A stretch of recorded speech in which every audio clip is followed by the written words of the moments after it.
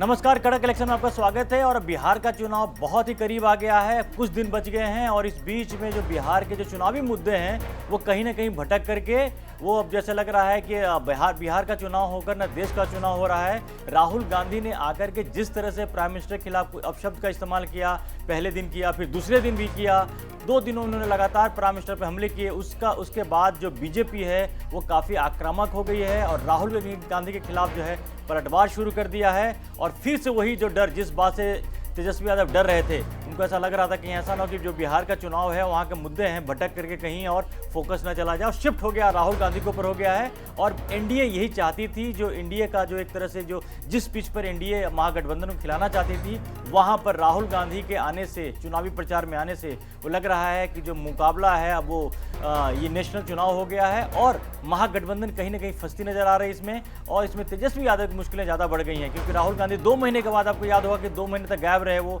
जब एक बार आए थे वोटर अधिकार यात्रा करने के बाद 2 महीने गायब रहे, लेकिन उनके आने से महागठबंधन को फायदा होने से ज़्यादा नुकसान ही होता नजर आ रहा है। तुम्हारे साथ सुप्रिया भी हैं। सुप्रिया, आपने भी देखा होगा कि सारी घटनाएं जिस तरह से कल रात दोपहर से लेकर के शाम तक और दिन में जो तमाम जो घटनाएं घटती रही बिहार में, वो लग रहा है कि ये मसला फिर से वही राहुल गांधी वर्सेस जब लगता है कि नरेंद्र मोदी का चुनाव हो गया है और यही बीजेपी चाहती भी थी। मेरे ख्याल से राहुल गांधी ऐसा जानबूझकर कर रहे हैं, वो जानबूझकर पीएम मोदी को अटैक करें क्योंकि उनको पता है पीएम मोदी अभी सबसे बड़ा चेहरा है। और जिस तरीके से पीएम मोदी बिहार में लगातार चुनावी रैलियां कर रहे हैं, महागठबंधन पर हमले बोल रहे हैं, उससे राहुल गांधी मुझे लग रहा है कि कहीं ना कहीं ध्यान शिफ्ट करने के लिए अपमान वाली भाषा पर उतर आए हैं। अब राहुल गांधी ने जानबूझकर जो किया है ये सब, अब उस पर फिर से सियासी घमासान बढ़ेगा और देखना होगा कि अब एनडीए इस विवादित बयान पर अब क्या अपना जवाब देगी। आप तो, लेकिन उसके बाद जो कल रैलियां हुई उसमें प्रधानमंत्री भी और केंद्रीय गृह मंत्री अमित शाह ने भी लगातार राहुल गांधी पे हमले किए। और जो जिस तरह से जो शिफ्ट हुआ है, आखिरी मोमेंट पे शिफ्ट हुआ है, पहला चरण का चुनाव 6 नवंबर को है, उसके पहले जिस तरह के हालात हुए हैं, ऑलरेडी जो महागठबंधन के अंदर जो समस्याएं बढ़ी हुई थी, उसके बाद अब राहुल गांधी आए। लेकिन अब तेजस्वी यादव जैसे लग रहा था कि जिस तरह से चुनाव प्रचार को आगे ले जाने की कोशिश कर रहे थे, वो चाह रहे थे कि उनको कांग्रेस सीएम फेस मान ले। कांग्रेस ने सीएम फेस तो मान लिया है, लेकिन अभी भी जो चुनाव है, चुनाव कभी भी ऐसा नहीं लग रहा है कि जहां पर एंटी इनकम्बेंसी फैक्टर जो नीतीश कुमार के खिलाफ होनी चाहिए थी, वो अभी तक नहीं बन पाई है। और लगातार जो है महागठबंधन इस चुनाव में पिछड़ती जा रही है। अभी तक के जो हालात हैं, अगर आप देखिए कि अभी भी लोगों में, अगर ग्राउंड रियलिटी जो वहाँ पर है, लोगों में सरकार को लेकर कोई गुस्सा नहीं है, नीतीश कुमार के खिलाफ किसी तरह का कोई माहौल नहीं है। तेजस्वी यादव भी पहले अलग थलग पड़े थे, उनको लगा कि राहुल गांधी आएंगे तो शायद कांग्रेस और आरजेडी जब एक होगी तो उनकी ताकत बढ़ेगी, लेकिन वो ताकत बढ़ती नजर नहीं आ रही है। और बार बार राहुल गांधी वही गलतियां कर रहे हैं जो पहले गलतियां करते रहे हैं वो। और अब तेजस्वी इसमें चुप्पी साध रखी है। अब देखिए, अब देखना इंटरेस्टिंग ये होगा कि तेजस्वी क्या अब राहुल गांधी को रोकेंगे या कुछ और करेंगे, क्योंकि अब समय बचा ज़्यादा नहीं है। आज अब देखिए 3 से 4 दिन और चुनाव प्रचार के लिए बचे हैं बिहार में कुल मिला करके। इसके बाद फिर चुनाव पूरी तरह से आउट ऑफ कंट्रोल हो जाएगा। मतलब अब चुनावी जो पार्टियां हैं उनके हाथ में मसला रहने वाला नहीं है। तो अब तक एनडीए जिस तरह से चाह रहा था उसी तरह से चुनाव का जो अभियान है वो आगे बढ़ रहा है, चुनाव प्रचार उसी तरह से आगे बढ़ रहा है। प्रधानमंत्री नरेंद्र मोदी, केंद्रीय गृह मंत्री अमित शाह लगातार बिहार में रैलियां कर रहे हैं, लोगों को जनता के बीच में जा रहे हैं। नीतीश कुमार भी जो कुछ समय पहले तक लग रहे थे कि आउट ऑफ फॉर्म है, वो भी फॉर्म में नजर आ रहे हैं। और जो बिहार की जो पूरी जो घटनाएं हैं, अब इसमें जो तीसरी पार्टियां हैं, जैसे ओवैसी की बड़ी इंटरेस्टिंग बाइट आई है। उन्होंने पहले तो महागठबंधन को कहा था कि उन्हें अपने साथ शामिल कर लें, लेकिन बाद में जब महागठबंधन ने मना किया तो लगातार वो हमले कर रहे हैं। अब उन्होंने जो नया ताज़ा ये बयान दिया है कि अब जो बिहार, अब उप मुख्यमंत्री की बात भी नहीं है। पहले ये कहते थे कि कोई उप मुख्यमंत्री का पद मिले तो उस पर आ जाए, लेकिन अब डिप्टी सीएम पे रुकने वाले ने। उन्होंने कहा है कि सीमांचल का बेटा वो सीएम बनेगा, यानी कि नया शिगुफा इन्होंने छेड़ा है कि अब वो इस कार्ड को खेल रहे हैं कि बिहार का सीएम कोई मुस्लिम चेहरा होना चाहिए। और ये जो तकलीफ है, इससे तकलीफ, ये तेजस्वी की मुश्किलें बढ़ेंगी, क्योंकि सीमांचल में मुसलमानों का बहुत बड़ा वोट बैंक है। वहाँ पर मुसलमान तय करेंगे कि वहाँ पर किस तरफ वहाँ की हवा बहेगी सीमांचल की। उसमें जिस तरह से ओवैसी लगातार जो मुस्लिम कार्ड खेल रहे हैं, उससे महागठबंधन को नुकसान होगा। अभी देखिए कि लगातार अभी जो भी चीज़ें हैं ना, कि अब प्रशांत किशोर भी लगातार हमलावर हो रहे हैं। अच्छा, एक इसमें इंटरेस्टिंग बात यह है कि ना तो ओवैसी ना ही प्रशांत किशोर अब एनडीए पर हमला बोल रहे हैं। उन दोनों का सीधा टारगेट महागठबंधन है।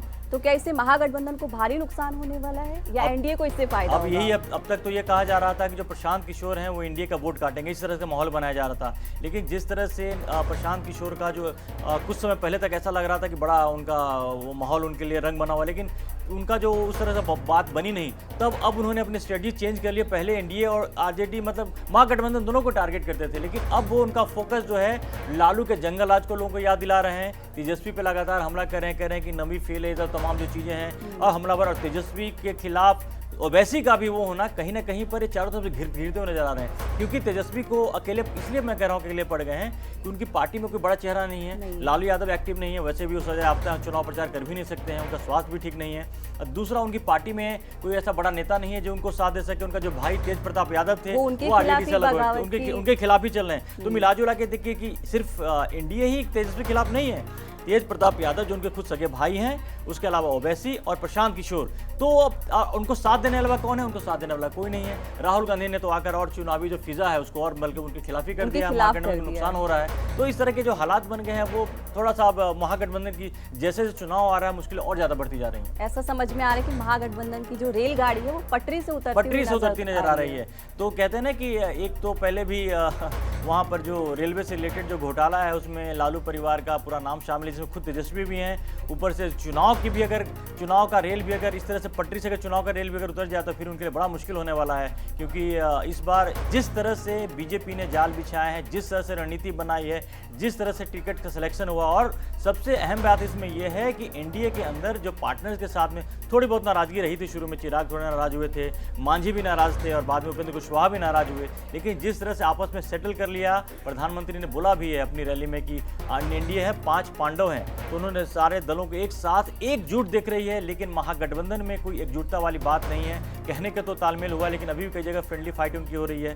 तो कुल मिलाकर के अब ये दिख रहा है कि चुनाव जब नज़दीक आ गया है, तमाम जो वादे किए हैं तेजस्वी यादव ने लुभाने के लिए कि महिलाओं के लिए वो जो जीविका दीदियों के लिए उन्होंने कहा है नौकरी देने की बात की है, 30-30 हज़ार महिलाओं के अकाउंट में पहुंचाने की बात की है, लेकिन मुझे नहीं लगता कि उसका रंग उनको जमता हुआ दिख पा रहा है वहाँ पे चुनाव। ऐसा लग रहा है कि धीरे धीरे जो है महागठबंधन का रंग है फीका पड़ने लगा है, क्योंकि जैसे ही एनडीए ने चुनावी प्रचार की कमान पीएम मोदी और अमित शाह जैसे दिग्गजों को दी है, उसके बाद से महागठबंधन अपने मुद्दों से भटकता नजर आ रहा है। वैसे हमने राहुल गांधी के भाषण में सुना कि वो बिहार के मुद्दों की जगह अब अपमानजनक और विवादित बयान पर उतर आए हैं। ऐसे जिनकी जरूरत नहीं है, ऐसे मुद्दे उठाने की जरूरत नहीं है, तो बार पीएम मोदी को टारगेट कर रहे हैं। तो ऐसे में मुझे लग रहा है कि महागठबंधन के लिए ये सही नहीं अब वही अब तक लग रहा था कि तेजस्वी यादव मुस्लिम यादव वोट बैंक को सॉलिड मान के चल रहे थे, उनको लग रहा था कि पिछड़ों को भी जोड़ लेंगे, लेकिन इस तरह की बातें वो कर नहीं पा रहे हैं। और वो बार बस उनके पास अब एक ही मुद्दा बचा हुआ है। वो कह रहे हैं कि तेजस्वी का प्रण है कि वो प्राण दे करके भी वो जो वादे किए हैं वो पूरा करेंगे, जो कि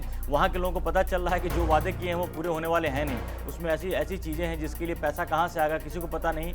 और वो आज तक कभी ऐसा असंभव वाली जो जहाँ पर बिहार सरकार में कुछ लाख लोगों की नौकरियों में, सरकारी नौकरियों में, वहाँ पर करोड़ों की नौकरी देने की जो बात वो कर रहे हैं, ये बात कहीं से पच नहीं पा रही है। और अब जैसे समय नज़दीक आ गया है, जैसे समय नज़दीक आ रहा है, अब मुझे लगता है कि पता नहीं अब सिर पीट रहे होंगे कि राहुल गांधी क्यों दोबारा आ गए। इन्होंने कोशिश की थी सुप्रिया, ये दिखाने की कोशिश की थी कि महागठबंधन एक है, इसीलिए राहुल गांधी को बुलाया भी था। और लेकिन ये बुलाना भी उनके लिए महंगा पड़ गया कि जो पहले भी राहुल गांधी पहले भी जब आए थे वोट अधिकार यात्रा की, तो उन्होंने ऐसा मुद्दा उठाया था कि वोट चोरी का, वो मुद्दा चल नहीं पाया और उनकी जो चीज़ें हैं वो मुद्दा वहीं से भटक गया, वहाँ से पूरा बिहार चुनाव ही भटक गया है। अब चुनाव लगता है कि चुनाव के बाद तेजस्वी सिर पीटेंगे कि उन्होंने कांग्रेस से तालमेल ही क्यों किया। अगर शायद तालमेल ना करते तो शायद बेहतर स्थिति में हो, तो ऐसा भी सोचने की नौबत आ सकती है। पारंपरिक जो सीटें हैं वो शायद बची रह सकती थी। तो अब देखना है। वैसे तो अभी चुनाव के नतीजे क्या आएंगे कहना बड़ा मुश्किल है, कांटे का मुकाबला है, लेकिन जैसे समय बढ़ रहा है तेजस्वी की मुश्किलें भी बढ़ रही हैं, तो तमाम चीज़ों पर ये जो है घटना पर नज़र बनाए रखिए। और हम बिहार से संबंधित आपको लगातार खबरें कड़क में दे रहे हैं। अभी तक आपने कड़क को सब्सक्राइब नहीं किया है तो सब्सक्राइब जरूर करें। फिलहाल के लिए धन्यवाद।